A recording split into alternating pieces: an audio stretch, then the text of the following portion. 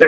ওয়া আরসালা আলাইহিম তায়রান আবাবিল, আমার আল্লাহ ঝাঁকে ঝাঁকে পাখি পাঠিয়েছে। আবাবিল পাখি না, ঝাঁকে ঝাঁকে পাখি পাঠিয়েছে। আবাবিল কোন পাখির নাম না, আবাবিল মানে ঝাঁকে ঝাঁকে, ঝাঁকে ঝাঁকে মানে একটা একটা পাখি এসেছে এমন না, ঝাঁকে ঝাঁকে পাখি এসে। আমি যদি এক বাক্যে বলি, পৃথিবীতে অন্যায় থাকবে যতদিন, অন্যায়ের বিরুদ্ধে লড়াইয়ের প্রয়োজন থাকবে ততদিন।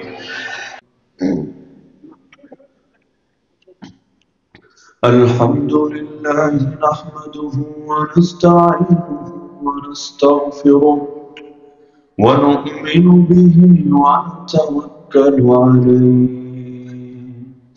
ওয়া নাউযু বিল্লাহি মিন শুরুরি আনফুসিনা ومن سيئات أعمالنا من يهده الله فلا مضل له ومن يضلله فلا هادي له ونشهد أن لا إله إلا الله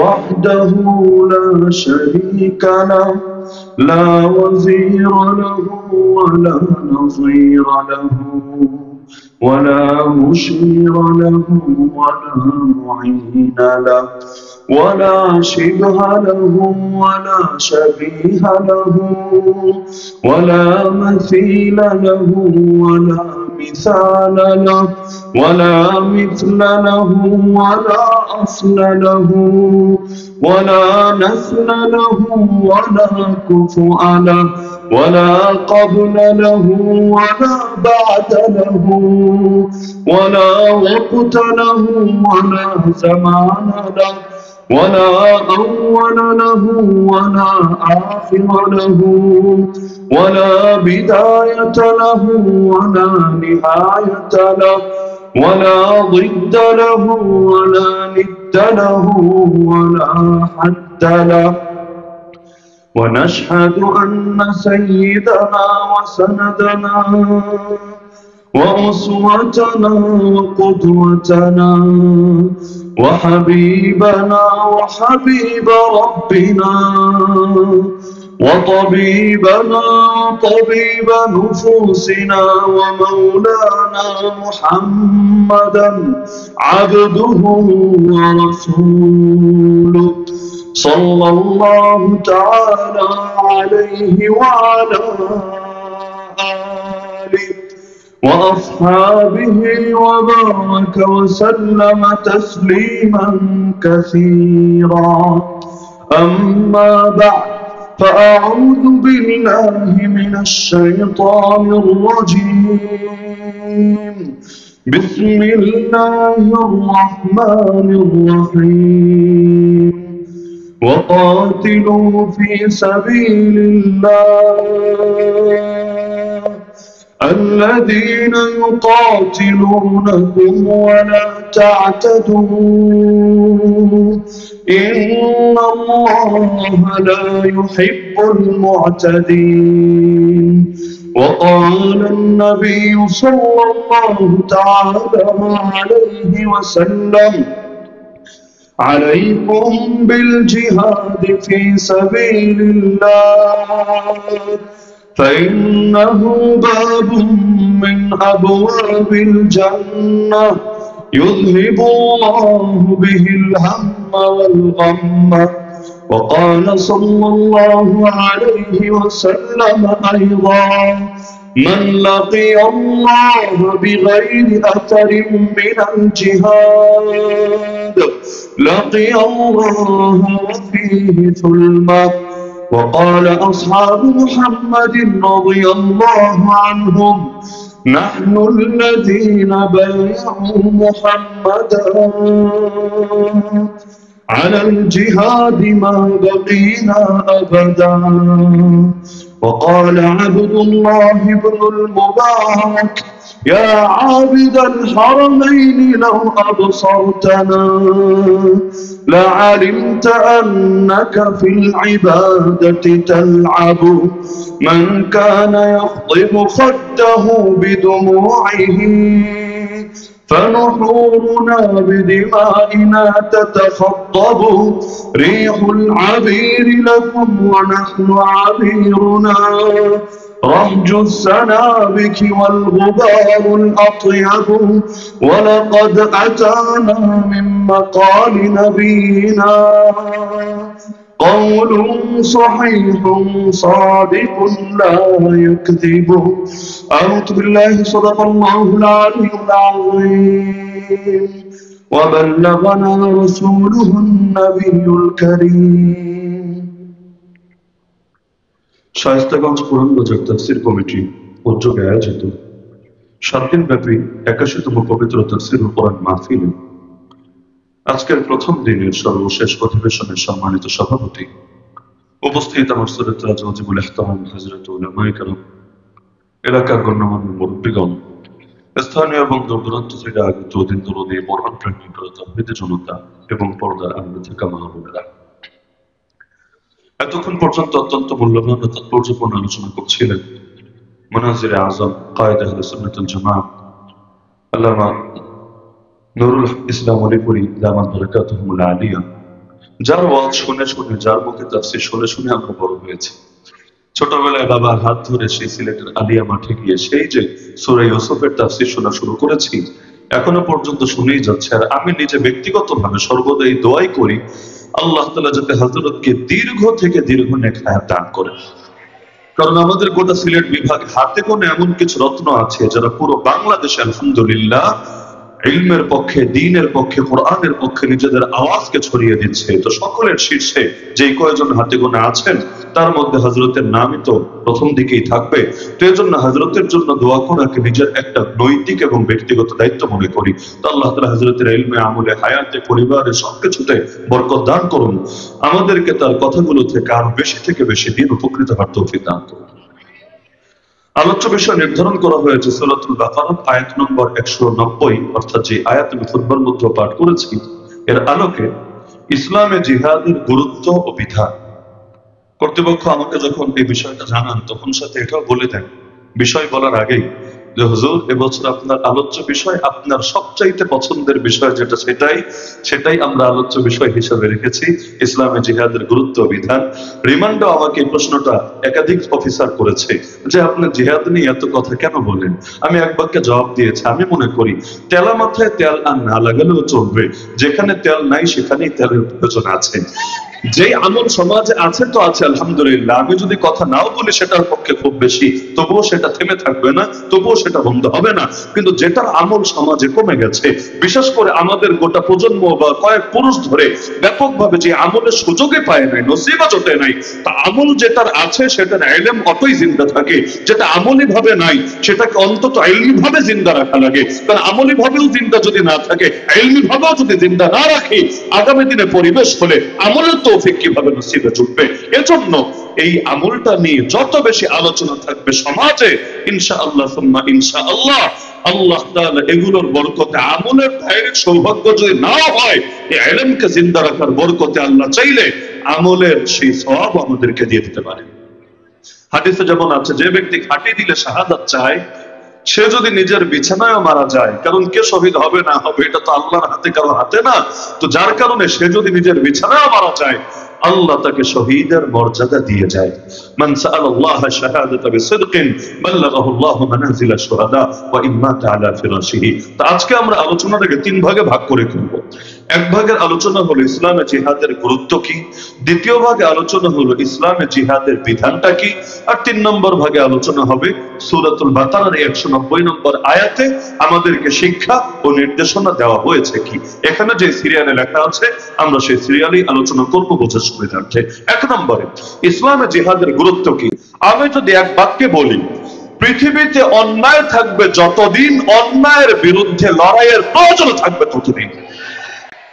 যেমন সহজে যদি বলি, পৃথিবীতে অন্ধকার থাকবে যতদিন, আমাদেরকে পয়সা খরচ করে বাতিও জ্বালাতে হবে ততদিন। অন্ধকার যদি না থাকতো আমাকে কষ্ট করে কেন কারেন্টের লাইন টানতে হতো, কষ্ট করে কেন বাতি চালাতে হতো, এটার জন্য আমাকে কেনই বা অর্থ ব্যয় করতে হতো? এই মাহফিলটা রাতের বেলা না হয়ে যদি দিনের বেলা হতো, ওই লাইট তো আমি জ্বালাতাম না। পুরো মাহফিল যদি দিনে শেষ হতো, আমি তো কারেন্টের তারও টানাতাম না, এটার জন্য আমার পয়সাটাও ব্যয় করতাম না। তাহলে এগুলোর পেছনে আলাদা মেহনত করতে হলো কেন? কারণ পৃথিবীতে অন্ধকার আছে, রাত আসলে সাথে অন্ধকার নেমে আসে, সূর্য ডুবে গেলে অন্ধকার গোটা পৃথিবীটাকে তার বন্ধনে আবদ্ধ করে ফেলে। যার কারণে অন্ধকার থাকবে যতদিন, বাতি জ্বালানোর প্রয়োজনও থাকবে ততদিন। তো জিহাদের গুরুত্ব কি? আর জিহাদের গুরুত্ব এখানে, আরে ভাইরাস যতদিন থাকবে অ্যান্টিভাইরাস তো লাগবেই লাগবে। মাদক কারবারির আশঙ্কা যতদিন থাকবে, অন্য দেশের শত্রু আমার দেশে ঢুকতে পারে আশঙ্কা যতদিন থাকবে, বর্ডারে সীমান্ত প্রহরীও ততদিন লাগবে। তো দুনিয়ার মধ্যেও যেমন ভাইরাসের ভয় না থাকলে অ্যান্টিভাইরাসের প্রয়োজন হতো না, একইভাবে অন্যায় পৃথিবীতে না থাকলে অন্যায়ের বিরুদ্ধে লড়াইয়ের প্রয়োজনও বাকি থাকতো না। এজন্য আল্লাহ কোরআনে বলেন ওয়াকাতিলুহুম, তাদের বিরুদ্ধে, ইসলামের দুশমনদের বিরুদ্ধে লড়াই চালিয়ে যাও, হাত্তা লা তাকুনা ফিতনা ওয়া ইয়াকুনা দ্বীনু কুল্লুহু লিল্লাহ, সেদিন পর্যন্ত, ততদিন পর্যন্ত যতদিন দুইটা উদ্দেশ্য অর্জিত না হবে লড়াই চলবেই চলবে। এই লড়াই কখনো বন্ধ হবে না যতদিন দুইটা উদ্দেশ্য অর্জিত না হবে। এক নম্বর উদ্দেশ্য হলো যতদিন পর্যন্ত ফিতনা সমূলে নির্মূল না হবে। তার মানে যেদিন পৃথিবী থেকে ফিতনা নির্মূল হয়ে যাবে সেদিন আর লড়াইয়ের প্রয়োজন থাকবে না, জিহাদের প্রয়োজন থাকবে না। এজন্য আমার নবী বলেন, আমার উম্মতের শেষ ভাগ লড়াই করবে মাসিহ দাজ্জালের বিরুদ্ধে। আল জিহাদু মাযিন মুযবাতানি আল্লাহ ইলা আন্না আখির হাযিহিল উম্মাহ ইউকাতিলুল মাসিহ দাজ্জাল। আরে আল্লাহ যেদিন থেকে আমাকে নবুয়তের দায়িত্ব দিয়ে পাঠিয়েছেন তখন থেকে জিহাদের বিধান চলবে ওই দিন পর্যন্ত যতদিন না উম্মতের শেষ ভাগ লড়াই করবে দাজ্জালের বিরুদ্ধে। কেন দাজ্জালের পরে আর লড়াই লাগবে না কেন? দাজ্জাল মরার সঙ্গে সঙ্গে কিয়ামত হবে এমন তো না, দাজ্জাল মরার সঙ্গে সঙ্গে কিয়ামত হবে এমন তো না। তাহলে এরপরে আর জিহাদ লাগবে না কেন? এ কারণেই লাগবে না যে যেই উদ্দেশ্যকে সামনে রেখে জিহাদ করা হয় ওই উদ্দেশ্য যেহেতু পুরো হয়ে যাবে, উদ্দেশ্য হওয়ার পর আর আলাদা করে এটার কষ্টের প্রয়োজন থাকবে না। আল্লাহ বললেন লড়াই চলবে কতদিন? যতদিন ফিতনা নির্মূল না হবে এবং দ্বীন সর্বতভাবে আল্লাহর জন্য প্রতিষ্ঠিত না হবে ততদিন পর্যন্ত লড়াই চলতেই থাকবে। দুনিয়াতে অনেক কিছু আছে দেখতে একই লাগে কিন্তু এর মধ্যে বিধানগত বহু তফাৎ আছে। সহজে বোঝেন, ডাকাতের হাতেও ছুরি থাকে, থাকে না? আবার ডাক্তারের হাতেও ছুরি থাকে, থাকে না? দেখতে দুটোই ছুরি বটে, দুটো দিয়েই আপনার গায়ে আঘাত করলে শরীর কেটে যাবে। দেখতে দুটো ছুরি হলেও দুই ছুরি কিন্তু এক না। আমাদের চোখে দুই ছুরি এক না, কোন মানুষের নজরে দুই ছুরির মধ্যে বহু পার্থক্য আছে। ডাকাতের ছুরি গজবের ছুরি, ডাক্তারের ছুরি রহমতের ছুরি। এজন্য ডাকাত শরীরে পোষ দেয়া লাগে না, খালে যদি দেখায়, খালে যদি দেখায় আপনাকে, এতেই আপনার ভেতরে এমন ভাবে আতঙ্ক ছড়িয়ে যাবে যতদিন এই স্মৃতি মনে পড়বে অজান্তেই দিলের ভেতর থেকে বদদোয়া বের হয়ে আসবে। অপরদিকে ডাক্তার খালি দেখানো লাগবে না, এটা দিয়ে যদি কেটেও ফেলে, কোন পচে যাওয়া অঙ্গ যদি আলাদা করে ফেলে, অথবা যদি আপনার বড় কোনো সার্জারিও করে থাকে, এমনকি কোন নারীর পেটটাই চিরে ফেলে সেখান থেকে বাচ্চা বের করে আনে, কি পরিমাণ রক্তপাত হবে। এরপরও সেই ডাক্তারকে কেউ গালি দিবে না, বকা দিবে না, তার বদনাম করবে না, উল্টো তাকে বান্ডিল টাকা দিয়ে আসবে, 50,000 1 লাখ যা চায় দিয়ে আসবে। টাকা দিয়ে শেষ না, তাকে কত ভাবে যে ধন্যবাদ জানাবে, থ্যাংক ইউ থেকে শুরু করে যা জানে সব বলবে। শুধু এখানেই শেষ না, রিলিজ নেওয়ার সময় বলবে স্যার আপনার মতো কাটাকাটি জগতে কয়জন করতে পারে, কাটাকাটিতে আপনি সেই রকম এক্সপার্ট মাশাআল্লাহ, আগামীতে আমার ফ্যামিলির যদি কারো কাটাকাটি লাগে নিয়ে আসবো আপনার কাছে, সুন্দর মতো কাইটা দিয়েন, পয়সা যা লাগে দেবো ইনশাআল্লাহ। বলে বেচারা কাটলো, তারপরও ধন্যবাদ পেলো, তারপরও পয়সা পেলো। আর একজন হয়তো কাটলো না কিন্তু সারা জীবন আপনার বদদোয়া পেলো। পার্থক্য কোথায়? একইভাবে পুলিশের হাতেও অস্ত্র আছে নাকি নাই, খুনির হাতেও অস্ত্র আছে নাকি নাই। দেখতে দুটোই তো অস্ত্র, দুই অস্ত্র তো এক না, দুই অস্ত্র তো এক না। পুলিশের হাতে যে অস্ত্র, এই অস্ত্রকে কেউ খারাপ নজরে তো দেখে না, উপরন্তু আপনার করের টাকায় তো সেই অস্ত্র কেনা হয়। আপনি তো এটা নিয়ে কখনো আপত্তি করেন না, কেন?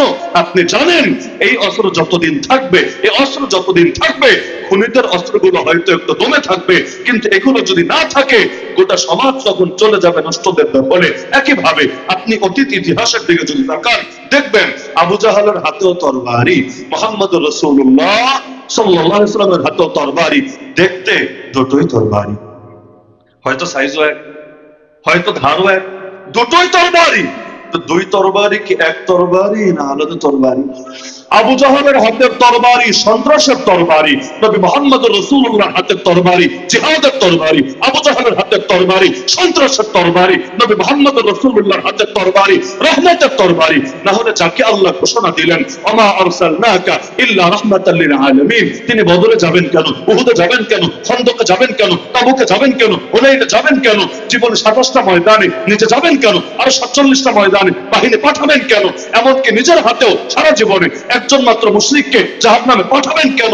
তার মানে এগুলো রহমতের খেলাফ না, তার মানে এগুলো রহমতের সঙ্গে সাংঘর্ষিক না, বরং বদর রহমত, উহুদ রহমত, খন্দক রহমত, তাবুক রহমত, হুনাইন রহমত। আর এগুলো এভাবেই রহমত যদি এই জিহাদের বিধান না থাকতো আর সাজা আল্লাহ তাআলা নিজ হাতে দিতেন অথবা আসমান থেকে ফেরেশতা পাঠিয়ে দিতেন, সেই সাজা হতো এত ভয়ঙ্কর যেটাই জাতি সহ্যই করতে পারতো না। অতীত নবীদের ইতিহাস দেখেন, নবীর হিজরত করতে দেরি, পুরো এলাকা গজবে তছনছ হতে দেরি না।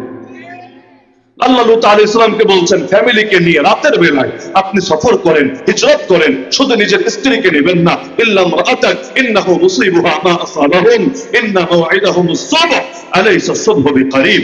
আপনি শেষ রাতে যাবেন মুমিনদেরকে নিয়ে, আর সকাল বেলায় ওদের উপর আল্লাহর গজব চলে আসবে।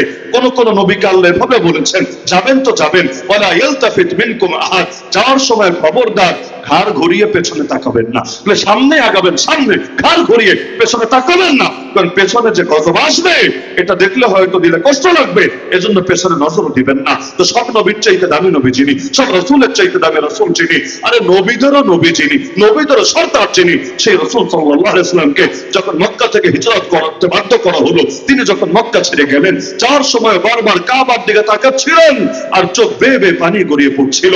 আল্লাহ নবী বলছিলেন, হে কাবা, জমিনের মধ্যে তুমি আমার কাছে সবচাইতে প্রিয় জায়গা, হে কাবা, হে আল্লাহর ঘর, আমার জাতি যদি আমাকে যেতে বাধ্য না করত আমি কোনোদিনও তোমাকে ছেড়ে যেতাম না।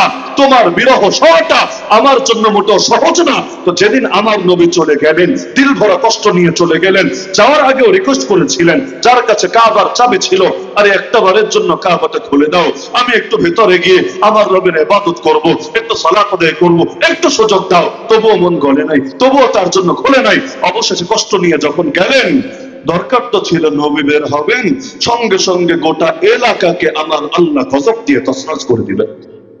এটাই স্বাভাবিক ছিল না, কিন্তু আমার আল্লাহ জিহাদ দিয়ে ওদেরকে রক্ষা করে দিলেন। বলবেন কিভাবে? খুলেন কোরআন, কাতিলুহুম ইউআযিবহুমুল্লাহু বিআইদিকুম। আল্লাহ বলে দিচ্ছেন, হে নবী শুনে রাখেন, এখন থেকে আপনারা লড়াই করবেন ইসলামের দুশমনদের বিপক্ষে। আল্লাহ আযাব দিবেন, আযাব আল্লাহই দিবেন, তবে জিবরিলের হাতে না, মিকাইলের হাতে না, আপনাদের হাতে। না হলে গোটা মক্কাবাসীকে ধ্বংস করতে আল্লাহর কি লাগে? এক জিবরিলের 600 ডানা আছে, এক একটা ডানাই এমন বড়, যদি খুলেন আসমান আর জমিনে কোনো ফাঁকা জায়গা থাকবে না। ওই এক ডানার এক কোণা দিয়ে আবু জাহেলের কানপট্টিতে যদি একটা চটকরা লাগায় দেন, আবু লাহাব, উতবা, সাইবা সবগুলোকে ধরে ধরে যদি একটা আছাড় দেন, আর কি লাগবে? কিসের বদর, কিসের উহুদ, কিসের যুদ্ধ, কিসের প্রস্তুতি? কিছুই তো লাগবে না। এক ফেরেশতার অ্যাকশনই তো যথেষ্ট হবে। আপনি চিন্তা করেন, বদরের ময়দানে হাজার হাজার ফেরেশতা আমার নবীর কমান্ড মেনে জিহাদের জন্য চলে আসলেন। আরে হাজার ফেরেশতা লাগে নাকি? এক ফেরেশতাই তো যথেষ্ট ওদেরকে বরবাদ করে দেওয়ার জন্য। কিন্তু আল্লাহ তো তাকে রহমতের নবী বানিয়েছেন। তার হাতে অল্প কিছু লোককে শায়েস্তা করে, অর্থাৎ পচে যাওয়া অঙ্গ যতটুকু আছে, জাস্ট ওই পচে যাওয়া অঙ্গটাকে কেটে ফেলে ক্যান্সারের অপারেশন করে আমার আল্লাহ বাকি দেহটার নিরাপত্তার ব্যবস্থা করে দিয়েছেন। জিহাদ যদি না থাকতো তাহলে পচে যাওয়া অঙ্গের পচন বাড়তে এক পর্যায়ে গোটা দেহটাই পচে যেত। 1500 বছর পরও এখনো যে বেঁচে আছি এই কখনো আমাদের হতো না। এর বহু আগেই গোটা পৃথিবী আল্লাহর গজবে ধ্বংস হয়ে যেত। তাহলে জিহাদের দ্বারা ক্ষতি হয়েছে না লাভ হয়েছে? জিহাদের দ্বারা ক্ষতি হয়েছে না লাভ হয়েছে? আরে জিহাদের উপর যারা আপত্তি করে তারা কি একবার চিন্তা করে জিহাদ করেছেন কে আর জিহাদের কথা বলেছেন কে? এমনকি আমি শুধু এটাই বলবো না যে নবীজি জিহাদ করেছেন, আমি শুধু এটাই বলবো না খুলাফায়ে রাশিদিন জিহাদ করেছেন, আমি শুধু এটাই বলবো না আল্লাহ নবীর সাহাবীরা জিহাদ করেছেন। আমরা তো কোরআনকে সামনে রেখে আরো আগবেরে বলতে পারি আল্লাহ স্বয়ং নিজেও জিহাদ করেছেন। বলবেন কিভাবে? আল্লাহ আবার জিহাদ করলেন কিভাবে? হুজুর কথাটা বেশি বাড়াবাড়ি হয়ে যাচ্ছে কিনা? হ্যাঁ, এবার আপনি কয়েকটা আয়াত সামনে রাখেন, খুব বেশি রাখবে না, জাস্ট দুইটা আয়াত সামনে রাখেন। আল্লাহ বলছেন ফালাম তাকতুলুহুম ওয়ালাকিন্নাল্লাহ কাতালাহুম ওয়া মা রামাইতা ইয রামাইতা ওয়ালাকিন্নাল্লাহ রামা। বদরের কথা আল্লাহ স্মরণ করিয়ে দিচ্ছেন। আরে শোনো, তোমরা ওই ময়দানে 70 জন কাফেরকে মারো নাই, হত্যা করো নাই। কি দিয়া মারবা তোমরা? তোমাদের মারার মতো অস্ত্র শস্ত্র তো ছিল না, তোমাদের যুদ্ধ করার মতো ন্যূনতম প্রস্তুতিও তো ছিল না। তো যুদ্ধ হতে পারে এটা তো সাহাবীদের কল্পনার ভেতরেও ছিল না, যার কারণে অবস্থা ছিল এমন, যখন যুদ্ধ শুরু হবে অনেকের হালত হয়েছিল এমন, কান্নামা ইউসাকুনা ইলাল মাউত ওয়া হুম ইয়ানজুরুন। দেখে মনে হচ্ছিল তাদেরকে যেন ধরে ধরে টেনে হিচড়ে মৃত্যুর কাছে টেনে নেওয়া হচ্ছে, আর তারা সেটা তাকিয়ে তাকিয়ে দেখছে। আল্লাহ নবী পর্যন্ত বদরের ময়দানে সিজদায় লুটিয়ে পড়ে কেঁদে কেঁদে কেঁদে কেঁদে আল্লাহকে বলছিলেন, আল্লাহুম্মা ইন তাহলিক হাযিহিল ইসাবাতু মিন আহলিল ইসলাম লাম তুবাদ ফিল আরদ। হে আল্লাহ, আজকে যদি মুসলমানদের এই কাফেলা শহীদ হয়ে যায়, আজকে যদি এরা কাফেরদের হাতে নিহত হয়ে যায়, এই জমিনে আর কোনোদিন আপনার ইবাদত হবে না। কে করবে ইবাদত? ইবাদত করবেটা কে? ইবাদত করার মতো কেউ বাকি থাকবে না। এই পরিমাণ পেরেশানি বদরের ময়দানে তাদের হচ্ছিল। তাহলে এই যে বদরের ময়দানের কথা আল্লাহ স্মরণ করাচ্ছেন, তোমরা ওদেরকে মারো নাই। কি দিয়া মারবা? 70 জন মরেছে, আরো 70 জন বন্দী হয়েছে। 70 জন মারার জন্য 70টা তলোয়ারও তো ছিল না। 70টা বাদ দেন, 35টা তলোয়ারও তো ছিল না। 35-এর অর্ধেক যত হয় ওইটাও তো ছিল না। তাহলে কিভাবে সম্ভব এই 1000 জন সশস্ত্র সদস্যের মোকাবেলা করে 70টা, যার মধ্যে আবু জাহালের মতো লোক আছে, এই উম্মতের ফেরাউন বলা হয় যাকে, আবু জাহালের মতো পণ্ডিত আছে, 70 জন নিহত হলো কিভাবে? আল্লাহ বলে দিচ্ছেন তোমরা মারো নাই, ওয়ালাকিন্নাল্লাহ কাতালাহুম, মেরেছেন তাদেরকে আল্লাহ নিজে। ওয়া মা রামাইতা ইয রামাইতা ওয়ালাকিন্নাল্লাহ রামা। হে নবী, তুমি যখন ধুলো ছুঁড়ে মেরেছো, আসলে তুমি মারো নাই, কারণ তুমি ধুলো ছুঁড়ে মারবা একা, আর সেটা পৌঁছে যাবে 1000 জন কাফেরের চোখে। এটা কিভাবে? চেষ্টা করে দেখেন না, 1000 লাগবে না, এখানে দাঁড়ায় ধুলো মারেন, 100 লোকের চোখে পৌঁছাতে পারেন কিনা দেখেন, চেষ্টা করে দেখেন। 100 বাদ দেন, 50 জনের পারেন কিনা, 50 বাদ দেন, 20 জনের পারেন কিনা। আল্লাহ রাসূল ধুলো নিক্ষেপ করলেন, প্রত্যেকটা কাফের চোখে গিয়ে পৌঁছলো। কিভাবে পসিবল? ওয়া মা রামাইতা ইয রামাইতা ওয়ালাকিন্নাল্লাহ রামা। হে নবী, তুমি যখন নিক্ষেপ করেছো, আসলে তুমি নিক্ষেপ করো নাই, হাত ব্যবহার হয়েছে তোমার, নিক্ষেপ করেছেন আল্লাহ নিজে। এমনকি মুসলমানদের জন্য বড় পেরেশানির একটা যুদ্ধ ছিল গাজওয়াতুল আহজাব বা খন্দকের যুদ্ধ। আগে যুদ্ধ হচ্ছিল, আগের যুদ্ধগুলো ছিল এক এক বাহিনীর বিরুদ্ধে, এক এক বাহিনীর বিরুদ্ধে। এবার যুদ্ধ হলো সম্মিলিত বাহিনীর বিরুদ্ধে, একটা দুইটা না, ওরা সম্মিলিত হয়ে এসেছে, সবাই মিলে ইসলামের নাম নিশানা শেষ করে দেবে। আর এটাই সেই যুদ্ধ যে যুদ্ধে আমার নবীকে পেটে পাথর ভরতে হয়েছিল। এটাই সেই যুদ্ধ যে যুদ্ধে বসে মুনাফিকরা চরম হাসি হেসেছিল। তারা বলেছিল এবারই শেষ, এবারই শেষ, লা রাজানা ইলাল মাদিনা লা ইখরিজান্নাল আ'আজ মিনহাল আযাল। যুদ্ধটা শেষ করে খালি মদিনায় ফিরি না, আমরা সম্মানিতরা, নাউযুবিল্লাহ, আমরা সম্মানিতরা এই লাঞ্ছিতদেরকে, লাঞ্ছিত বলছে কাকে? নবীকে, সাহাবীদেরকে, আমরা সম্মানিতরা এই লাঞ্ছিতদেরকে ধাক্কা দিয়ে বের করে দেব মদিনা থেকে। সবাই স্বপ্ন দেখছিল এই যুদ্ধের পর ইসলামের নাম নিশানা বাকি থাকবে না, একজন মুসলমানের জমিনে থাকবে না। আমার আল্লাহ বলেন ওই যুদ্ধ শেষ হলো কিভাবে? ওয়াকাফাল্লাহুল মুমিনিনাল কিতাল। মুমিনদের জন্য এই লড়াইয়ে আল্লাহ নিজেই যথেষ্ট হয়েছেন। মুমিনদের কষ্ট করে আর লড়াই করা লাগে নাই, আল্লাহ নিজেই পুরো যুদ্ধটা একাকী করে দিয়েছেন। কিভাবে? এমন ঝড় পাঠিয়ে দিলেন। আমার আল্লাহর কি বাহিনীর অভাব আছে? আমার আল্লাহর কি বাহিনীর অভাব আছে?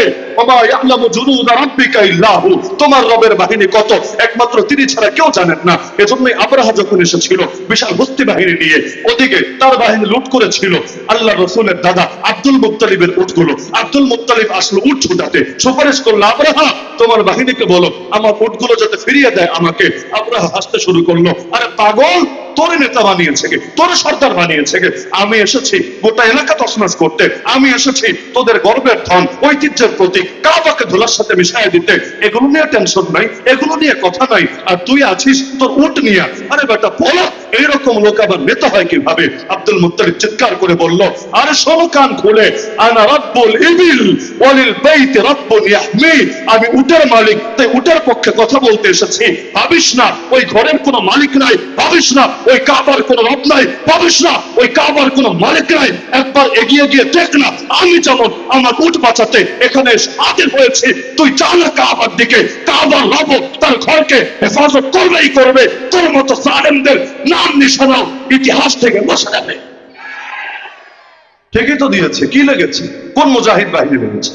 কোন মুজাহিদ বাহিনী লেগেছে? ওয়ারসালা আলাইহিম তায়রান আবাবিল, আমার আল্লাহ ঝাঁকে ঝাঁকে পাখি পাঠিয়েছে। আবাবিল পাখি না, ঝাঁকে ঝাঁকে পাখি পাঠিয়েছে। আবাবিল কোন পাখির নাম না, আবাবিল মানে ঝাঁকে ঝাঁকে, ঝাঁকে ঝাঁকে মানে একটা একটা পাখি এসেছে এমন না, ঝাঁকে ঝাঁকে পাখি এসে ওদেরকে নাস্তানাবুদ করে দিয়েছে। তা আমার আল্লাহর কি বাহিনীর অভাব আছে?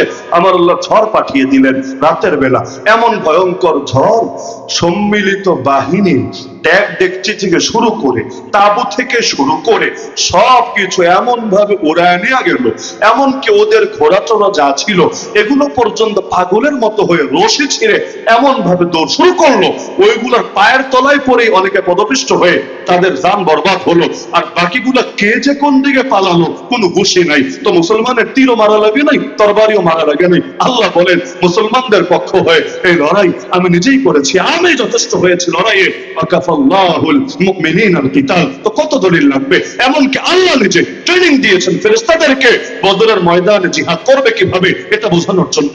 ট্রেনিংটা আল্লাহ চাইলে অন্যভাবেও দিতে পারতেন, অন্য কারো দায়িত্ব নিয়োজিত করতে পারতেন, কিন্তু আল্লাহ নিজে ট্রেনিং দিয়েছেন নিজে। ফাদরিবু ফাওকাল আনাক ওয়াদরিবু মিনহুম কুল্লা বানাত। হে ফেরেশতারা শোনো, যাচ্ছ বদরের ময়দানে লড়াই করবা আমার নবীর কমান্ড মেনে। কিন্তু লড়াই কিভাবে হবে? কান খুলে শোনো। লড়াইটা করবা কিভাবে? কান খুলে শোনো। যাদেরকে মারবা তাদের আঘাত করবা গর্দানের উপরে, আর যাদেরকে আহত করবা ওদেরকে আঘাত করবা প্রতিটা জয়েন্টে জয়েন্টে, গিরাতে গিরাতে। আমার আল্লাহ এখন আবার আগের কথা পরের কথা বাদ দিয়ে একটু বললে তো ঝামেলা। রিমান্ডে আমার ধরেছিল, হুজুর আপনি কেন গর্দানে মারতে বলেছেন আর জয়েন্টে জয়েন্টে পিটাতে বলেছেন? এই প্রশ্ন 3 সেকেন্ডের একটা ভিডিও দেখলো। এই যে শোনেন, আপনি বলছেন গর্দানে মারবা, জয়েন্টে জয়েন্টে পিটাবা। আমি বললাম বয়ান কি 3 সেকেন্ড? পৃথিবীতে কোনো মাহফিলে বক্তা এনে 3 সেকেন্ড বয়ান করে? আগে কোনো কথা নেই, পরে কথা নেই। ভাই সকল শোনেন, জয়েন্টে জয়েন্টে পিটাবা, গর্দানে কোপাবা, এরকম কোন ওয়াজ হয় নাকি দুনিয়ার বুকে? বললাম না, আমরা তো 3 সেকেন্ড পেয়েছি তাই এটাই বলছি, আগে পরে কি আছে আমরা কি আর জানি?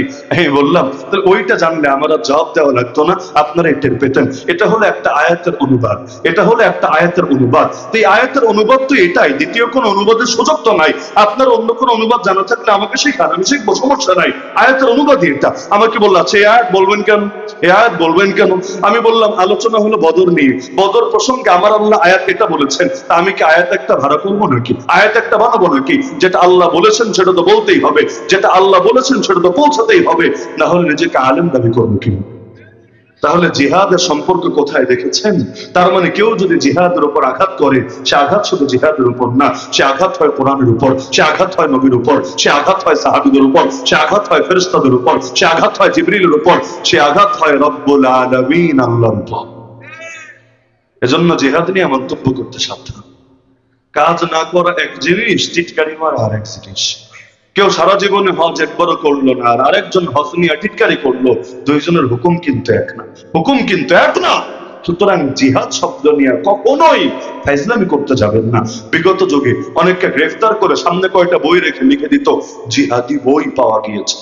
কি জানি কবিরা গুনাহ, জিহাদি বই পাওয়া গিয়েছে। পৃথিবীর বুকে কোরআনের চাইতে বড় জিহাদি বই আছে নাকি? যে কোরআনে নামাজ নিয়ে আয়াত আছে 82টা, জিহাদ নিয়ে আয়াত আছে 484টা। কত গুণ বেশি, কত গুণ বেশি। আমার আল্লাহ কি বলেন না এখানে? বদরের কথা থেকে শুরু করে কি পাবেন না কোরআনের ভেতরে? এত ডিটেইল কি নিয়ে আলোচনা করেছেন আল্লাহ কোরআনে? অথচ এই কোরআনে 82 আয়াতের কারণে এটাকে নামাজের বই যদি বলা যায়, এটাকে 484 আয়াতের কারণে জিহাদের বই বলা যাবে না কোন দুঃখে? তাহলে জিহাদ শিখিয়েছেন কে? জিহাদ শিখিয়েছেন কে?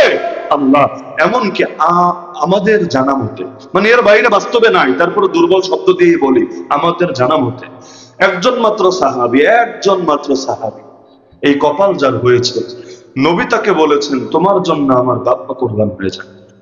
নবীকে তো সাহাবীরা বলে, এটা স্বাভাবিক, ইয়া রাসূলুল্লাহ আপনার জন্য জান কুরবান, ইয়া রাসূলুল্লাহ আপনার জন্য বাপ মা কুরবান, এটা স্বাভাবিক। কিন্তু নবী নিজে একজন সাহাবীকে বলেছেন যে সাহাবী তোমার জন্য আমার বাপ মা, আমি মুহাম্মাদের বাপ মা কুরবান।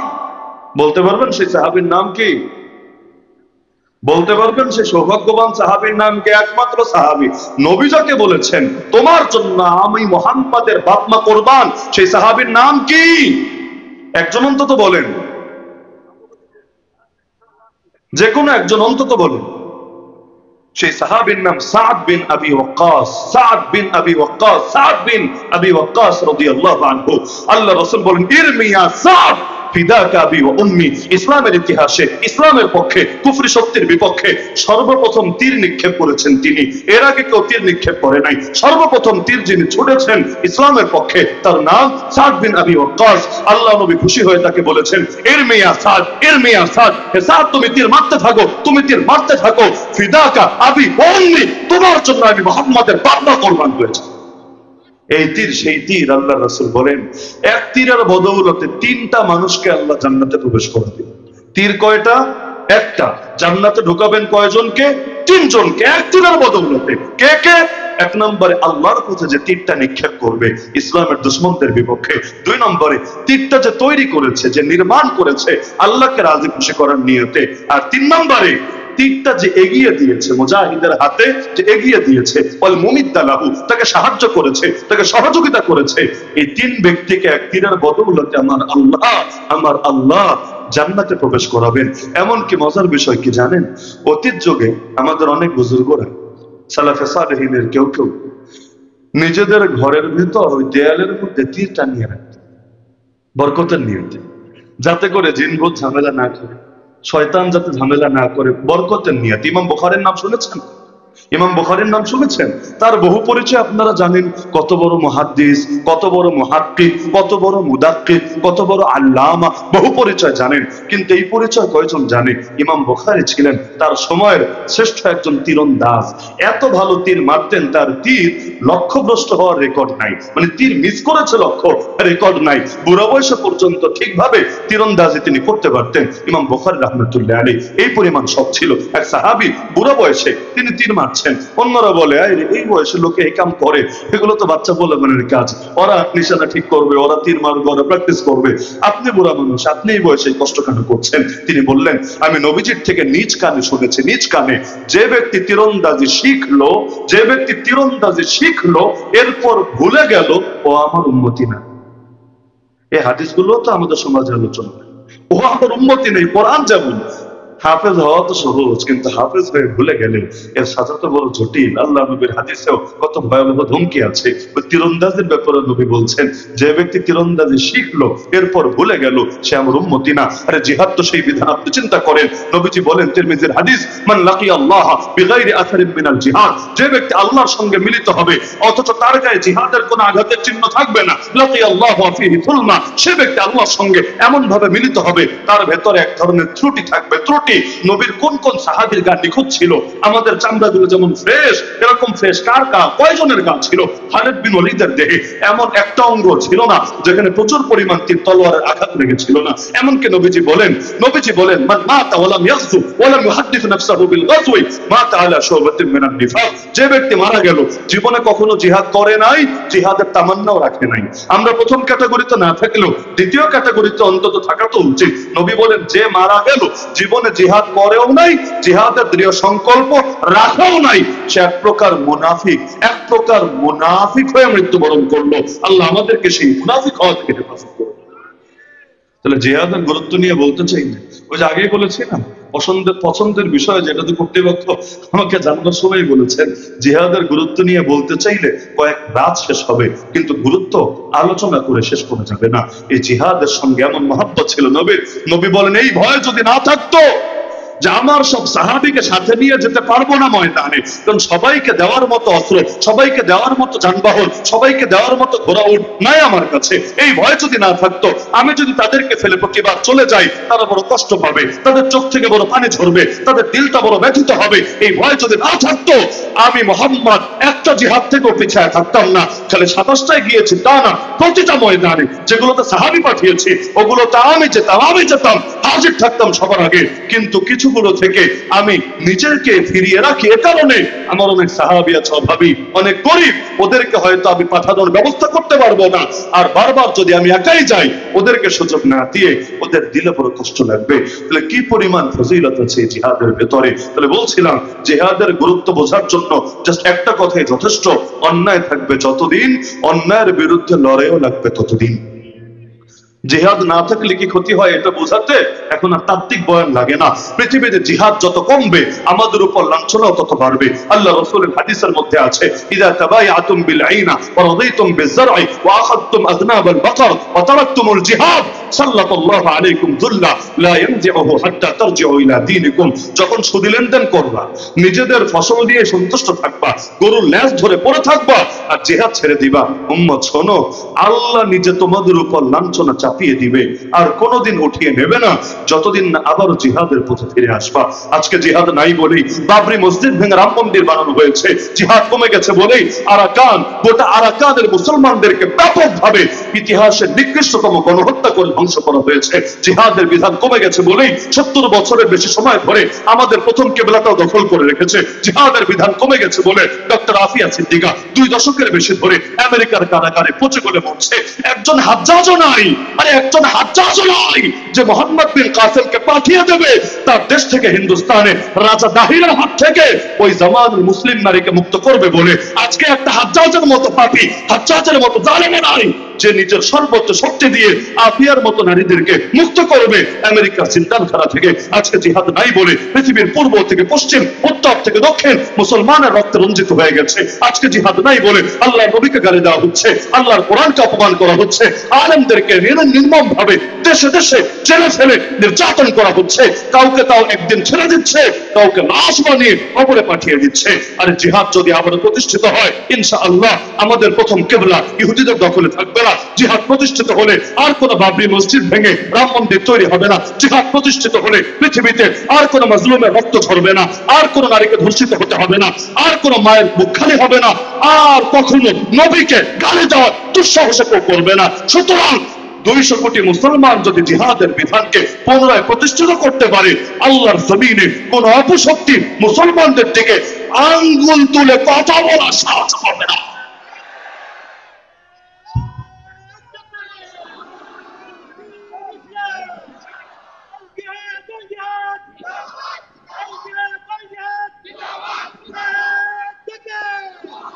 ছিলাম সিংহের জাতি, হয়ে গিয়েছে বিড়ালের জাতি।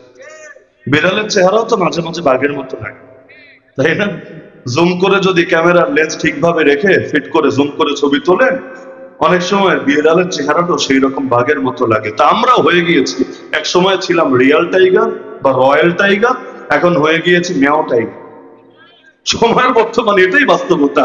না হলে আল্লাহর দুশমনরা কিভাবে সারা দুনিয়ার জাত আর চরম ভীতু, কিছু কিছু জাতি আছে মারাত্মক ভীতু, মারাত্মক ভীতু। আর ভীতু হবে না কেন? আমি নাম বলতে চাই না, বিভিন্ন জন্তু মুদ খাওয়া, গোবর খাওয়াকে যারা নিজেদের ইবাদত বানিয়ে নিয়েছে, ওরা ভীতু হবে না, কাপুরুষ হবে না, তো সাহসী হবেটা কিভাবে? তো যার কারণে এইরকম ভীতু জাতিগুলো পর্যন্ত মুসলিম মা বোনদের ইজ্জত নিয়ে তামাশা করতে শুরু করেছে। ভাবতে পারেন, ভাগোয়া ল্যাপটপের নামে, আরে যেই দেশে যুদ্ধ চলে না ওই রকম দেশে বাংলাদেশে পর্যন্ত হাজার হাজার মুসলিম মা বোনের ইজ্জতকে হরণ করা হচ্ছে।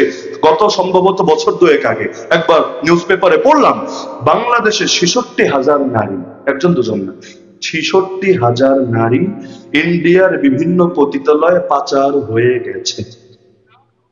66,000 নারী পাচার হওয়ার খবর যদি পত্রিকায় আসে, আপনি বিশ্বাস করতে পারেন সংখ্যাটা আরো বেশি। কেন? কারণ সব তো আর থানা পুলিশের কাছে যায় না, সব তো আর সাংবাদিক পর্যন্ত যায় না। অনেকে তো চক্ষু লজ্জার ভয়ে, লোক লজ্জার ভয়ে এগুলো গোপন রাখে, প্রকাশও পর্যন্ত করে না। তাহলে এখানেই যদি 66,000 আসে, এবং তারাই লিখেছে এর সবচাইতে বড় অংশকে পাচার করা হয়েছে প্রেমের ফাঁদে ফেলে, প্রেমের ফাঁদে ফেলে। এটাকে ওরা এক ধরনের ধর্মযুদ্ধ বানিয়ে নিয়েছে। আল্লাহ হেফাজত করুন। সুতরাং ইসলামে জিহাদের গুরুত্ব আছে নাকি নাই? দ্বিতীয় পয়েন্ট, ইসলামে জিহাদের বিধান। অনেক দ্রুত বলতে হচ্ছে, অনেক সংক্ষেপ করে বলতে হচ্ছে, মানে ওই ইসের মধ্যে, বিন্দুর মধ্যে সিন্ধু ঢুকাতে হচ্ছে, উপায় নাই। কারণ অতি লম্বা করে বলতে চাইলে লাস্টে দেখা যাবে আপনাদের ধৈর্যই ফুরিয়ে যাবে। এই জন্য যতটুকু না জানলে না ততটুকু বলা হচ্ছে। লেকিন মাথায় রেখেন, যতক্ষণ কথা হচ্ছে এই টাইমগুলোতে কথা না শুনি না দাঁড়ায় যদি নামাজ পড়তেন, এতে আপনার যে সওয়াব হতো এর চাইতে বেশি সওয়াব কিন্তু আমল নামে প্রতি সেকেন্ডে লেখা হচ্ছে। কে জানেন না? সহি হাদিসে আছে, দাদা রাসূল ইলমি সাআতাম মিনাল লাইল খায়রুম মিন ইহয়াইহা। রাতের কিছু সময় ইলম শেখা এবং শেখানো সারা রাত জেগে জেগে ইবাদত করার চাইতে বেশি উত্তম। এজন্য আমার কাছে আপনাদের সময়ের দাম আছে। এই পুরো টাইমের মধ্যে চা দিতে চেয়েছিল, আমি কিন্তু চাও সরিয়ে দিয়েছি। দেখেছিলেন শুরুতে? কেন? আমি চা খাই যদি 1 মিনিট যদি যায়, আপনার সময়ের দাম আছে আমার কাছে। আপনাকে বসিয়ে রেখে আমি সময়টা নষ্ট করতে চাই না।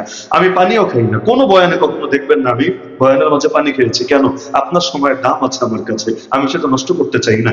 এমনকি ওই যে আলহামদু দিয়ে শুরু করেছি, 1 সেকেন্ডের জন্য জবান বন্ধ করতে দেখেছেন? কথা বন্ধ করতে দেখেছেন? আর 1 মিনিটে অন্তত 2 মিনিটের কথা বের হচ্ছে। স্বাভাবিক এটা। 1 মিনিট আমাদের মাঝে মাঝে অনেকে বলে, হুজুর ইউটিউবে আপনার বয়ানের স্পিড কমায় শুনি। মানে ইউটিউবে তো স্পিড কমানো যায়, 12 যায়, কমায় শুনি। তো আপনি একটু আস্তে কমায় বললে পারেন না? আমি বলি হ্যাঁ কমায় বললে পারি, কিন্তু আমার তো অনেক কিছু বলতে মনে চায়। এখন অতি লম্বা সময় বললে তো মানুষের ধৈর্য থাকবে না। এজন্য যত কম সময়ে যত বেশি বলা যায়, তবু ইলম তো অন্তত ভেতরে ঢুকো। ইলম আগে, আমল পরে। সহিহ বুখারীতে আছে বাবুন আল ইলমু ক্বাবলা আল আমাল, একটা অধ্যায় শিরোনামই এটা, ইলম আমলের আগে। আরে অন্তত ইলম তো শিখো। জিহাদ কারে বলে এটা তো অন্তত বুঝো। না হলে এই মুসলমানই তো জিহাদ আর জঙ্গিবাদকে এক বানিয়ে ফেলেছে। এই মুসলমানই তো ওই আমেরিকার শেখানো ওয়ার 1 টেররের গুলি কপচাতে নিজেরাই এখন জিহাদের বিরুদ্ধে আওয়াজ তুলতে শুরু করেছে। যার কারণে অতীত সময়ে জিহাদের ট্যাগ দিয়ে কোন আলেমকে জেলে বললো মানুষ প্রতিবাদ করে নাই, ভয় পেয়েছে। তো এই জঙ্গি জুজুর ভয় তো দূর করতে হবে। জিহাদ যে ফরজ বিধান, জিহাদ যে কোরআনের বিধান, জিহাদ যে ইসলামের বিধান, এটা তো স্পষ্ট করতে হবে। এমনকি জিহাদের বিরুদ্ধে কোন সরকারও যদি চলে যায়, ওই সরকারের ভণ্ডামের মুখোশ খোলা ওঠে, ঈমান দায়িত্ব, এটা তো এই জাতিকে হাতে কলমে বোঝাতে হবে। তাহলে জিহাদের গুরুত্ব নিয়ে এর চাইতে বেশি দরকার নেই। দ্বিতীয় পয়েন্টে আসি, জিহাদের বিধান। জিহাদ ফরজ বিধান। কি বিধান? ওয়াজিব না, সুন্নাত না, মুস্তাহাব না, কি বলেছে? ফরজ বিধান। সাধারণভাবে ফরজে কিফায়া, সাধারণভাবে ফরজে কিফায়া, অর্থাৎ পর্যাপ্ত পরিমাণ লোক যদি করে তাহলে সবার আর কষ্ট করা লাগবে না, হক আদায় হয়ে যাবে। যেমন জানাজার নামাজ ফরজে কিফায়া, কেউ যদি না পড়ে গোটা উম্মত পাপী হবে। তাহলে শায়েস্তাগঞ্জের লোক না, তাহলে হবিগঞ্জের লোক না, গোটা উম্মত পাপী হবে। আর যদি কিছু মানুষ পড়ে সবার থেকে দায়িত্ব রহিত হয়ে যাবে। জিহাদ সাধারণভাবে ফরজে কিফায়া, সাধারণভাবে ফরজে কিফায়া। তবে কিছু কিছু সময়ে ফরজে আইন হয়ে যায়। কোন কোন সময়ে? যেমন ফতোয়ার কিতাবে আছে, মুসলমানদের 1 ইঞ্চি জমিও যদি কাফেররা দখল করে নেয়, সেটা উদ্ধার করা, ওই জমির পার্শ্ববর্তী মুসলমান, তারা না পারলে তাদের পার্শ্ববর্তী মুসলমান, তারা না পারলে তাদের পার্শ্ববর্তী মুসলমান, এভাবে ধাপে ধাপে সকলের জন্য ফরজে আইন হয়ে যায়। একইভাবে ফতোয়া শামের মধ্যে আছে, ইমরাতুন সুবিয়াত বিল মাশরিক ওয়াজাবা আলা আহলিল মাগরিব আন ইউখাল্লিসুহা। পৃথিবীর পূর্ব প্রান্তে, যেমন আমরা পূর্বে আছি, বাংলাদেশ পূর্বে না? পৃথিবীর পূর্ব প্রান্তে একজন নারী, মাত্র বেশি না, একজন মুসলিম নারী কাফেরদের হাতে বন্দী হয়ে যায়, তাকে মুক্ত করা পশ্চিমে থাকা মুসলমানদের জন্য ফরজ দায়িত্ব হয়ে যায়। ফতোয়া শামের মধ্যে আছে।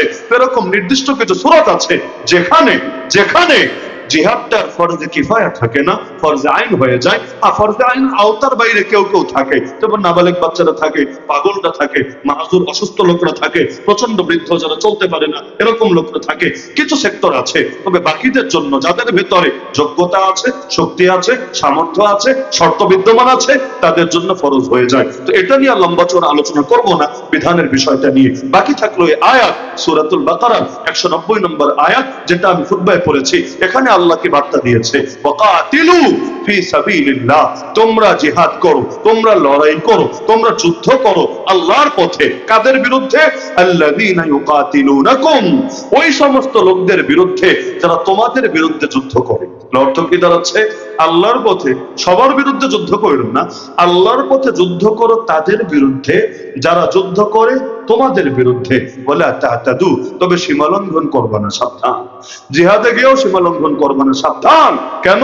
ইন্নাল্লাহা লা ইউহিব্বুল মুতাদিন, কারণ আমার আল্লাহ সীমালঙ্ঘনকারীকে অপছন্দ করেন, ঘৃণা করেন। এর ব্যাখ্যা কি?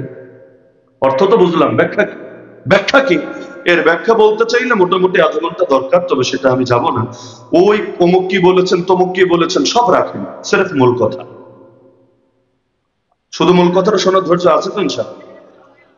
এটা স্কিপ করে গেলে আমার সমস্যা নাই, আলোচনার হক মোটামুটি আদায় হয়ে গিয়েছে। মূল কথাটা বলবো না আজকের মতো আফর দাওয়াত দেব। প্রথম দিন তো আজকে 7 দিন চলতে হবে, শক্তি লাগবে না? দৌড় যদি দেন, মনে করেন 7 মাইল দৌড়াবো আমি, প্রথম থেকেই ফুল স্পিডে দৌড়াতে হয় না, এনার্জি থাকবে না।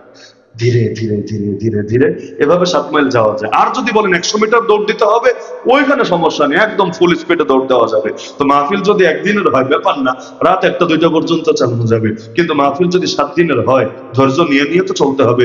ধৈর্য আসে না গেছে? পেটে ক্ষুধা বেশি লেগে গিয়েছে, ঘুমের চাপ বেশি এসেছে, বসে আছে কার জন্যে? কে দেখছেন? আমাদেরকে।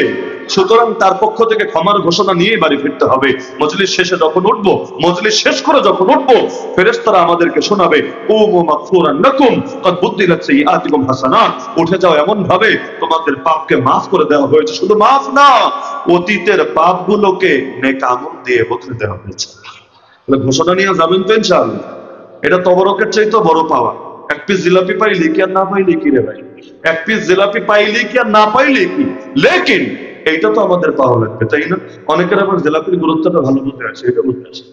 ঝামেলা আছে, কত ক্যাটাগরির লোক যে আছে। এখানে আসার আগে এসার পরে বয়ান করেছিলাম হবিগঞ্জ শহরে, হরিপুর, নতুন নাম হয়েছে ইসলামনগর। সেখানে একটা মাদ্রাসা আছে, মাদ্রাসার মাহফিল। পুরো টাইম কথা বলতে আমার জান বের হয়ে যাচ্ছিল। কেন? পাশেই একদল ভণ্ড এদিকে মাইক ফিরিয়ে শান গাচ্ছে, শান এমন জোরে শান গাচ্ছে, মানে আমি যে ওয়াজ করছি আমারটা আমার কানে বুঝতেই কষ্ট হচ্ছে, পাবলিক কি বুঝবে? অথচ আলোচনা হচ্ছিল, আলোচ্য বিষয় ছিল আল্লাহ নবী সাল্লাল্লাহু আলাইহি ওয়াসাল্লামের মর্যাদা।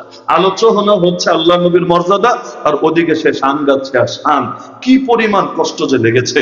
তো এগুলা কেন করে? কারণ ওদের কাছে জিলাপি এত প্রিয় হয়ে গিয়েছে, কোরআনের মাহফিল এত প্রিয় না, তাফসীর এত প্রিয় না, নবীর শানের আলোচনা, মর্যাদার আলোচনাটা এত প্রিয় না। না হলে অতীত যুগে মক্কার মুশরিকদের কৌশল ছিল, এটা কোরআনে আছে, ওয়াকালাল্লাযীনা কাফারু লা তাসমাউ লিহাদাল কুরআন ওয়ালগাউ ফি, কাফেররা বলে দিত খবরদার, এই তোরাও কোরআন শুনবি না, নিজেরা তো শুনবি না, কাউরে শুনতেও দিবি না।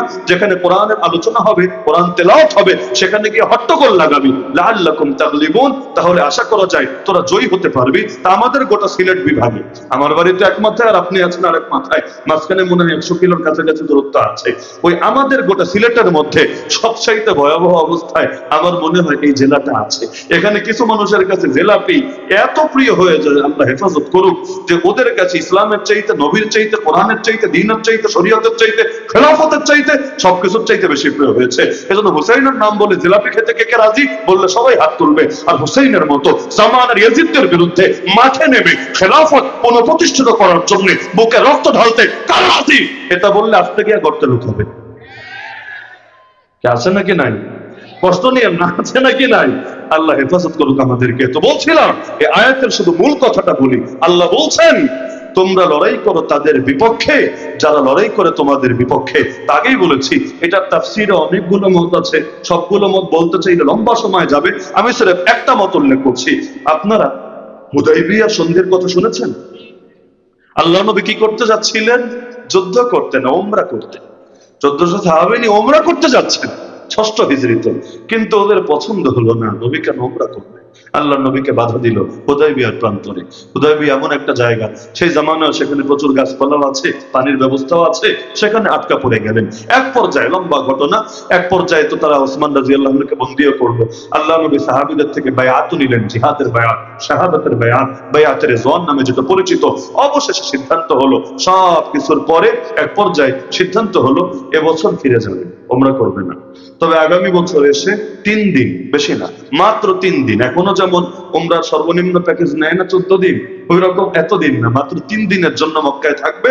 এই 3 দিনে ইবাদত বন্দেগী করবে, এরপর আস্তে করে চলে যাবে। তো পরবর্তী বছর সাহাবীরা আসবে, এমন সময় তাদের ভিতর একটা পেরেশানি কাজ করলো। কি পেরেশানি? যে এখন যে যাবে, গত বছরের মতো বাধা দেবে না কি গ্যারান্টি আছে? কাফের মুশরিকদের কি আর জবানের দাম আছে? জবানের দাম যদি থাকতো, তাহলে জাতিসংঘ তার জবান রক্ষা করার জন্য হলেও তো গাজায় নিরাপত্তার ব্যবস্থা করত, মসজিদ আকসাটাকে মুক্ত রাখতো। কিন্তু ওদের জবান ওদের লোকদের বেলায় একরকম হয়, আর মুসলমানদের বেলায় আরেক রকম হয়ে যায়।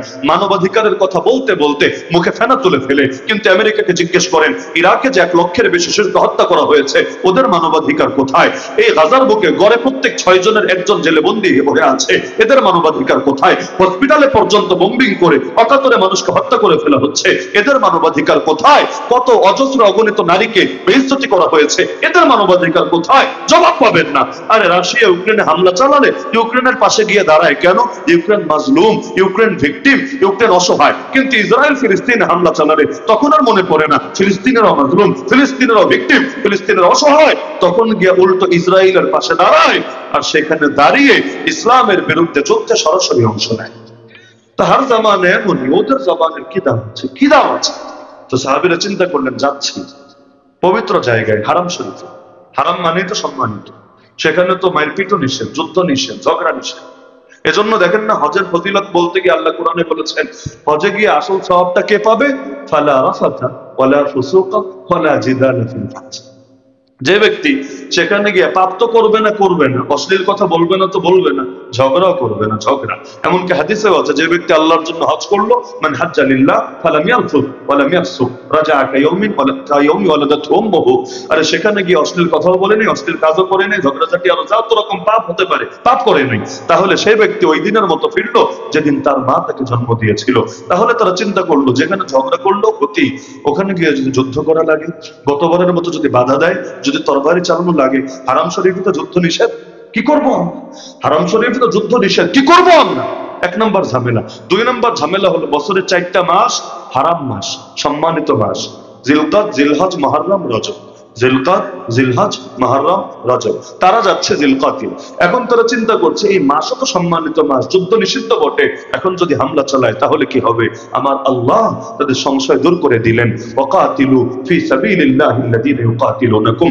আরে যারা তোমাদের বিরুদ্ধে আগ বেড়ে যুদ্ধে নামে, ওই যুদ্ধে যদি সে কাবা শরীফের মধ্যেও নামে, ওই যুদ্ধে যদি সে মসজিদে নববীর সামনেও নামে, ওই যুদ্ধ যদি সে হারাম শরীফের মধ্যেও নামে, তাহলে আর সেখানে তোমরা তো শুরু করো নাই, শুরু করেছে তারা।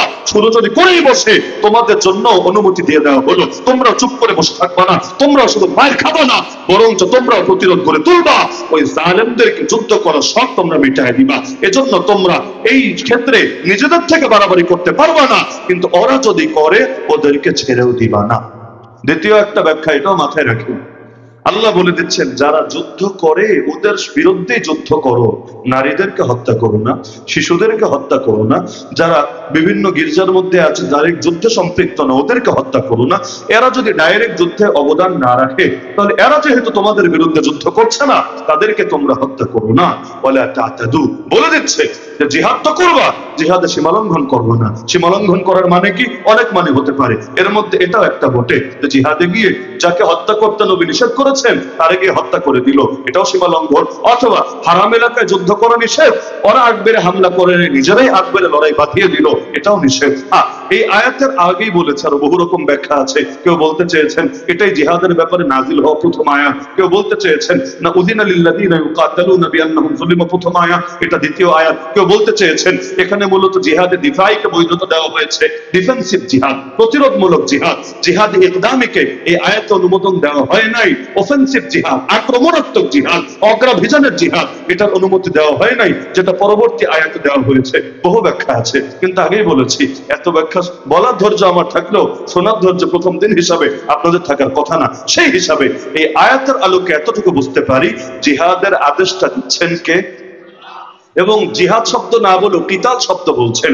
জিহাদ শব্দ মাঝে মাঝে একটু ব্যাপক হয়, কিন্তু কিতাল মানে কিন্তু যুদ্ধই হয়, অন্য অর্থ নেই। কিতাল মানে যুদ্ধই হয়। যুদ্ধের আদেশ দিচ্ছেন কে? আদেশ দিচ্ছেন কে? যুদ্ধ মানেই যদি খারাপ হয়, আমার আল্লাহ কি খারাপ জিনিসের আদেশ দেয়? নাউজুবিল্লাহ। যুদ্ধ মানেই খারাপ না, দেখতে হবে সেটাকে ন্যায়ের পক্ষে যুদ্ধ না অন্যায়ের পক্ষে যুদ্ধ, হকের পক্ষে যুদ্ধ না বাতিলের পক্ষে যুদ্ধ।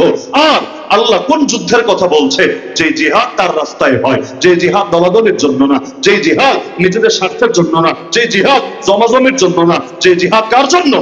যে জিহাদ কার জন্য? মান কাতালা লিতাকুনা কালিমাতুল্লাহি হিয়াল উলিয়া ফাহুয়া ফি সাবিলিল্লাহ। যে যুদ্ধ করে আল্লাহর জমিন, আল্লাহর দ্বীন বুলন্দ হবে বলে, সেই আছে জিহাদের পথে। শেষ করি একটা পয়েন্ট শুনিয়ে। আমরা আছি এমন এক যুগে সব যুদ্ধকেই বৈধ মনে করা হয় শুধু ইসলামের পক্ষের যুদ্ধ বাদে। দেশ রক্ষার যুদ্ধ, দল রক্ষার যুদ্ধ, পদ রক্ষার যুদ্ধ, গণতন্ত্র রক্ষার যুদ্ধ, গণতন্ত্র প্রতিষ্ঠার যুদ্ধ, এগুলোকে বৈধ মনে করা হয় না, মহান বলে উপস্থাপন করা হয় না। আপনি চিন্তা করেন, অনেক দেশে যোদ্ধাদেরকে আমেরিকা টাকা নেয়, টাকা কেন? যারা গণতন্ত্র প্রতিষ্ঠার জন্য যুদ্ধ করছে। এই যেমন মিয়ানমারে এখন যোদ্ধারা যুদ্ধ করছে না, বিদ্রোহীরা আর্মির বিরুদ্ধে যুদ্ধ করছে না। আপনি দেখেন তো, খোঁজ নেন ওদেরকে কে কে টাকা দেয়। দেখবেন চীনও দেয়, দেখবেন কোথাও কোথাও ইন্ডিয়াও দেয়, দেখবেন আমেরিকা তো দেয়। মাশাআল্লাহ। আবার কেন? কারণ গণতন্ত্র যাতে প্রতিষ্ঠিত হয়, সামরিক বাহিনীর হাতে যাতে ক্ষমতা একচ্ছত্র ভাবে থেকে না যায়, এইটার পক্ষে ওরা। যদি বলেন মসজিদ আকসা রক্ষার যুদ্ধ, যদি বলেন আল্লাহ নবীর ইজ্জত হেফাজতের যুদ্ধ, যদি বলেন আল্লাহর জমিন, আল্লাহর দ্বীন কায়েমের যুদ্ধ, বলবে ছি ছি, এগুলো তো জঙ্গিবাদ। নাউযুবিল্লাহি মিন যালিক। আল্লাহ বড় না দেশ বড়? আল্লাহ বড় না দল বড়? আল্লাহ বড় না তোমার সিস্টেম বড়? যেহেতু বলেছে আল্লাহ আকবার, সুতরাং আমার আল্লাহ সবার চাইতে বড়। সুতরাং যেই যুদ্ধ হবে আল্লাহর পথে, সেই যুদ্ধকেই মুসলমান নিজের যুদ্ধ মনে করবে। আর যেই যুদ্ধ আমার আল্লাহর জন্য হবে না, ওই যুদ্ধ মুসলমানের যুদ্ধ হতে পারে না। আল্লাযীনা আমানু ইউকাতিলুনা ফি সাবিলিল্লাহ, যারা ঈমান এনেছে তারা লড়ে যায় আল্লাহর পথে। সুতরাং আসেন সকলে নিয়াত করি, জীবন কয়টা, সুযোগ কয়টা? যেহেতু জীবন আর আসবে না, সুযোগ আর আসবে না, সুতরাং হে আল্লাহ, যতদিন পর্যন্ত আমাদের জীবন আছে, যতদিন পর্যন্ত আমাদের প্রাণ আছে, যতদিন পর্যন্ত আমাদের প্রাণে স্পন্দন আছে, যতদিন পর্যন্ত ধমনীতে রক্ত প্রবাহিত আছে, ইনশাআল্লাহ সুম্মা ইনশাআল্লাহ একমাত্র জীবন, একমাত্র সুযোগকে কাজে লাগিয়ে হকের পক্ষে বাতিলের বিপক্ষে আমার লড়াই চলবেই চলবে। হকের জন্য যত কোরবানি দেওয়া লাগে সব দিতে পারবো। হকের জন্য নবী যদি কোরবানি দিতে পারে, আমি পারবো না কোন দুঃখে? জিহাদের ময়দানে নবীর আপন চাচার বুক চিরে কলিজায় যদি বের করে চিবিয়ে খাওয়া হতে পারে, আমার আর কি দাম আছে? জিহাদের ময়দানে নবীর আঙ্গুল থেকে যদি রক্ত ঝরে, জিহাদের ময়দানে নবীর দাঁত যদি শহীদ হতে পারে, জিহাদের ময়দানে নবী যদি ক্ষুধার চালায় পিঠে পাথর মারতে পারে, জিহাদের ময়দানে আল্লাহ নবী সাল্লাল্লাহু আলাইহি ওয়াসাল্লাম যদি নিজের জীবনে এত বেশি সময় ব্যয় করতে পারে, আমি পিছিয়ে থাকবো কোন কারণে? সুতরাং জিহাদ ছিল, জিহাদ আছে, জিহাদ থাকবে। এই জিহাদের দ্বারা মূল ফায়দা আমাদেরই হবে। আল্লাহর দ্বীন আমাদের মুখাপেক্ষী না। সবাই জিহাদ ছেড়ে দিল, আল্লাহর দ্বীন আজকে থাকবে না। কিন্তু মুসলমান যদি জিহাদের তৌফিক পায়, দ্বীনের জন্য কিছু খেদমত আঞ্জাম দেওয়ার তৌফিক পায়, তার কপাল খুলে যাবে, তার রক্ত দামি হবে, আল্লাহর সঙ্গে ব্যবসা করার সুযোগ পাবে। তার রক্তের প্রথম ফোঁটা মাটিতে গড়িয়ে পড়ার আগেই আল্লাহ তার অতীতের সমস্ত পাপ মাফ করবে এবং তাকে, তার রূহটাকে নিয়ে জান্নাতের সবুজ পাখির ভেতর ঢুকিয়ে দিয়ে চির শান্তি ভোগ করার জন্য ছেড়ে দেবে। সুতরাং এই সুযোগকে হাতছাড়া করা যাবে না। জিহাদের জন্য প্রত্যেকের দিলে নিয়ত রাখবেন তো ইনশাআল্লাহ? নিয়ত রাখবেন তো ইনশাআল্লাহ? অন্যায় থাকবে যতদিন, অন্যায়ের বিরুদ্ধে রক্ত দিয়ে হলেও লড়াই চালিয়ে যাব ততদিন। হয়তো আমরা বিজয়ী হব অথবা আমরা শহীদ হব, কিন্তু বিজয় বা শাহাদাত এর আগ পর্যন্ত কোনো কিছুর বিনিময়ে আমরা থামবো না ইনশাআল্লাহ। ইম্মা নাসরু ওয়া ইম্মা শাহাদা, হাসবুনাল্লাহু ওয়া নি'মাল ওয়াকিল, নি'মাল মাওলা ওয়া নি'মান নাসির। আর আরেকটা কথা আপনাদেরকে স্মরণ না করালেই না, হায়াতের মালিককে, মৌতের মালিককে। মৌত নির্ধারিত না অনির্ধারিত? মৌত যদি অনির্ধারিত থাকতো আজকে তো আমার মাহফিলে আসার কথা না। গতকাল ভূমিকম্পের মাত্রাটা যদি আল্লাহ আরেকটু বাড়িয়ে দিতেন, সময়টা যদি আরেকটু দীর্ঘ করে দিতেন, আমরা যারা অন্তত বহুতল ভবনে ছিলাম, আজকে তো এখানে দোয়া চাওয়ার কথা, যে আপনারা দোয়া করেন। আজকে আমাদের পঞ্চম অধিবেশনের বক্তা ইতিমধ্যে কবরে শুয়ে আছেন, এটাই তো বাস্তবতা। তো মরণ এখনো আসে নাই। ভূমিকম্প হোক আর যাই হোক, মরবো তো না, কারণ মরণ কার হাতে? জিহাদের ময়দানে গেলে হায়াত কমবে আর ঘরে বসে থাকলে হায়াত বাড়বে না, হায়াত যা ছিল তাই আছে তাই থাকবে। সুতরাং শিয়ালের মতো বাঁচলে ওই কয়দিন বাঁচবেন, সিংহের মতো বাঁচলেও যেই কয়দিন বাঁচবেন। হায়াত যেহেতু নির্ধারিত, মত যেহেতু নির্ধারিত, সুতরাং আল্লাহর পথে নেমে যান না। প্রয়োজনে এই কল্লা কাটা যাবে, কিন্তু এই কল্লা কোন বাতিলের সামনে নত হওয়ার প্রশ্নই আছে না।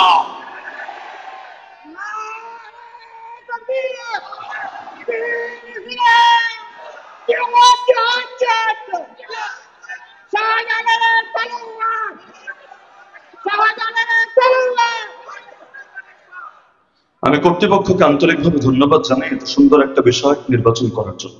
জিহাদের আলোচনা আল্লাহর হস্তে এত ছড়ায় দেন, এত ছড়ায় দেন, এত ছড়ায় দেন, আর কোন ফ্যাসিস্ট যাতে কখনোই জিহাদকে জঙ্গিবাদ বলার দুঃসাহস করতে পারে, আর কখনোই বাংলার জমিনে দিল্লি আর ওয়াশিংটনের দালালি কখনো যাতে প্রতিষ্ঠিত হতে না পারে।